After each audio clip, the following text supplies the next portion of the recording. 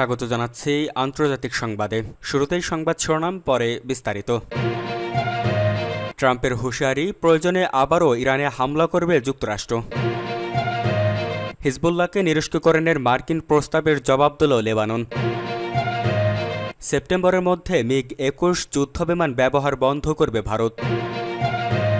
সর্বশেষ জানিয়ে দেব, গুরুতর ক্ষতির পরও পারমাণবিক কর্মসূচি থেকে সরে আসবে না ইরান। এতক্ষণ শুনছিলেন সংবাদ শিরোনাম, এবার বিস্তারিত।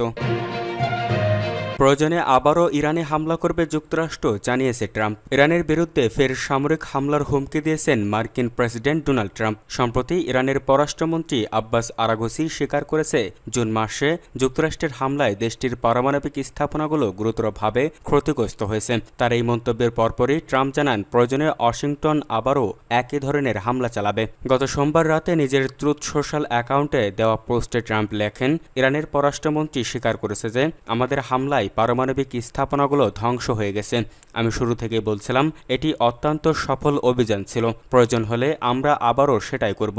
এই প্রসঙ্গে ট্রাম্প সমালোচনা করেন CNN এরও। তিনি বলেন, CNN সম্প্রতি দাবি করেছে যুক্তরাষ্ট্রের হামলায় ইরানের পারমাণবিক কার্যক্রম পুরোপুরি ধ্বংস হয়নি, অথচ গোয়েন্দা তথ্য এবং বাস্তব পরিস্থিতি বলছে ভিন্ন কথা। তিনি CNN এর এক প্রতিবেদককে বরখাস্তের দাবি জানিয়ে লেখেন, ভুয়া খবর ছড়ানোর জন্য CNN এর উচিত সেই সাংবাদিককে সঙ্গে সঙ্গে বরখাস্ত করা এবং আমার সঙ্গে সেই মহান পাইলটদের কাছে ক্ষমা চাওয়া, যারা এই ঐতিহাসিক মিশনে অংশ নিয়েছিলেন। উল্লেখ্য, এই হামলার পর ইরানের পক্ষ থেকে প্রথমবারের মতো পারমাণবিক কর্মসূচিতে বড় ধরনের ক্ষতির কথা স্বীকার করা হলো। ফক্স নিউজকে দেওয়া এক সাক্ষাৎকারে ইরানি পররাষ্ট্রমন্ত্রী আরাঘচি বলেন, সমৃদ্ধক্রম কার্যক্রম আপাতত বন্ধ রাখা হয়েছে কারণ ক্ষতির পরিমাণ ছিল ব্যাপক, তবে আমরা এটি কখনোই স্থায়ীভাবে ত্যাগ করতে পারি না। এটা আমাদের বিজ্ঞানীদের অর্জন, তার চেয়েও বড় কথা, এটা আমাদের জাতীয় গর্বের প্রতীক। দ্য টাইমস অফ ইসরায়েল জানায়, সাম্প্রতিক ইসরায়েল ইরান সংঘাতের মধ্যে ওয়াশিংটনের এই বিমান হামলা ইরানের পারমাণবিক কার্যক্রমে বড় ধাক্কা দেয়,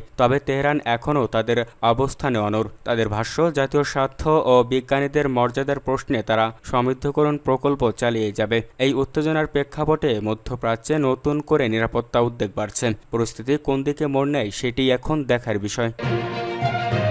হিজবুল্লাহকে নিরস্ত্রীকরণে মার্কিন প্রস্তাবের জবাব দিল লেবানন। হিজবুল্লাহকে নিরস্ত্রীকরণের বিনিময়ে দক্ষিণ লেবানন থেকে ইসরায়েলের সৈন্য প্রত্যাহারের শর্তে দেওয়া মার্কিন প্রস্তাবে লেবানন তাদের আনুষ্ঠানিক জবাব স্থানান্তর করেছে।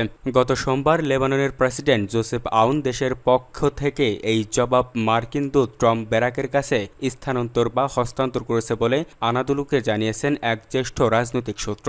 লেবাননের প্রেসিডেন্টের দপ্তর এক্সে টুইটার জানিয়েছে, বৈরুতের পূর্বাঞ্চলে প্রেসিডেন্সিয়াল প্যালেসে আউন ও মার্কিন দূতের মধ্যে বৈঠক অনুষ্ঠিত হয়। পোস্টে বলা হয়েছে, ইসরায়েলের সঙ্গে যুদ্ধবিরতির অধীনে লেবাননের যে প্রতিশ্রুতি রয়েছে সে বিষয়ে লেবাননের আনুষ্ঠানিক জবাব মার্কিন দূতের কাছে হস্তান্তর করেছেন প্রেসিডেন্ট আউন। এদিকে আনাদুলুর আরেক খবরে বলা হয়েছে, গাজার প্রায় 87.7% এলাকা ইসরায়েলের সামরিক নিয়ন্ত্রণ অঞ্চলের মধ্যে রয়েছে অথবা সেখানে বস্তুযুদ্ধের নির্দেশনা জারি আছে বলে জানিয়েছে জাতিসংঘ। সেপ্টেম্বরের মধ্যে মিগ-21 যুদ্ধবিমান ব্যবহার বন্ধ করবে ভারত। ভারতীয় বিমান বাহিনীতে রাশিয়ায় তৈরি মিগ-21 যুদ্ধবিমানের যুগ শেষ হতে চলেছে।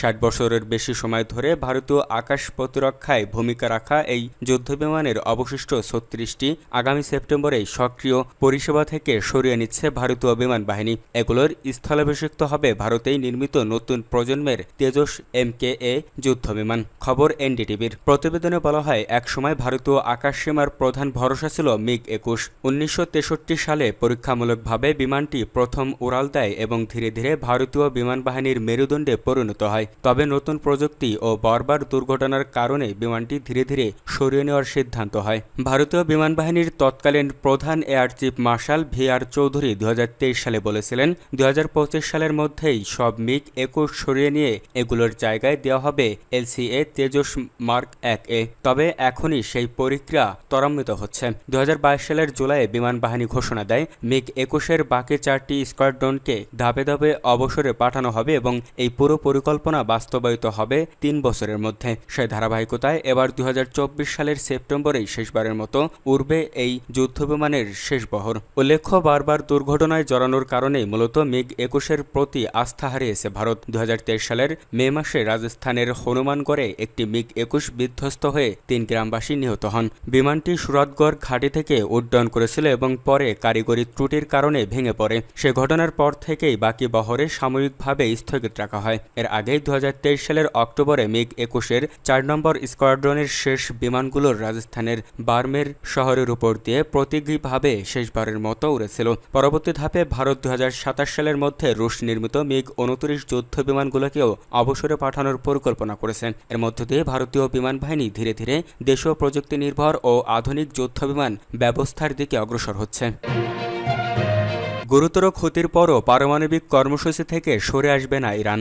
ইসরায়েল ইরান যুদ্ধের সময় পারমাণবিক স্থাপনাগুলোতে গুরুতর ক্ষতি হলেও ইউরেনিয়াম সমৃদ্ধকরণ কর্মসূচি থেকে সরে আসবে না বলে জানিয়েছেন ইরানের পররাষ্ট্রমন্ত্রী আব্বাস আরাগচি। গত সোমবার 21 জুলাই ফক্স নিউজকে দেওয়া এক সাক্ষাৎকারে আরাগচি বলেন, হ্যাঁ, ক্ষতি গুরুতর এবং তা আমরা স্বীকার করছি, কিন্তু সমৃদ্ধকরণ কর্মসূচি আমরা ছেড়ে দিতে পারি না। এটি আমাদের বিজ্ঞানীদের অর্জন এবং এখন এটি আমাদের জাতীয় গর্বের প্রশ্ন। তিনি আরও বলেন, আমাদের স্থাপনাগুলো গুরুতরভাবে ক্ষতিগ্রস্ত হয়েছে, যার মাত্রা আমাদের পারমাণবিক শক্তি সংস্থা মূল্যায়ন করছে। ইরান ও যুক্তরাষ্ট্রের মধ্যে ওমানের মধ্যস্থায় 5 দফা পারমাণবিক আলোচনা হলেও ইরান কতটুকু মাত্রায় ইউরেনিয়াম সমৃদ্ধ করতে পারবে তা নিয়ে কোনো সমঝোতা হয়নি। যুক্তরাষ্ট্র ও ইসরায়েলের অভিযোগ, ইরান এমন পর্যায়ে সমৃদ্ধকরণ চালাচ্ছে যা থেকে দ্রুত পারমাণবিক অস্ত্র তৈরি সম্ভব। তবে তেহরান বলছে তাদের কর্মসূচি সম্পূর্ণ বেসামরিক উদ্দেশ্যে পরিচালিত হচ্ছে। চলতি বছরের 13 জুন ইসরায়েল ইরানের উপর হামলা চালায়। এরপর 12 দিন ধরে দুই দেশের মধ্যে আকাশ যুদ্ধ চলে, যেখানে যুক্তরাষ্ট্র ইরানের পারমাণবিক স্থাপনায় বিমান হামলা চালায়। জুনের শেষ দিকে যুদ্ধবিরতি কার্যকর হয়। ইরান পারমাণবিক অস্ত্র বিস্তার রোধ চুক্তি NPT এর সদস্য হলেও ইসরায়েল এই চুক্তিতে নেই। জাতিসংঘের পারমাণবিক পর্যবেক্ষক সংস্থা জানিয়েছে, ইরানের কর্মসূচি নিয়ে পারমাণবিক অস্ত্র তৈরির কোনো বিশ্বাসযোগ্য প্রমাণ তাদের কাছে নেই। অন্যদিকে ইসরায়েল বলছে, তেহরানকে পারমাণবিক অস্ত্র তৈরির পথ থেকে ফেরাতেই তাদের যুদ্ধ অভিযান চালানো হয়েছে।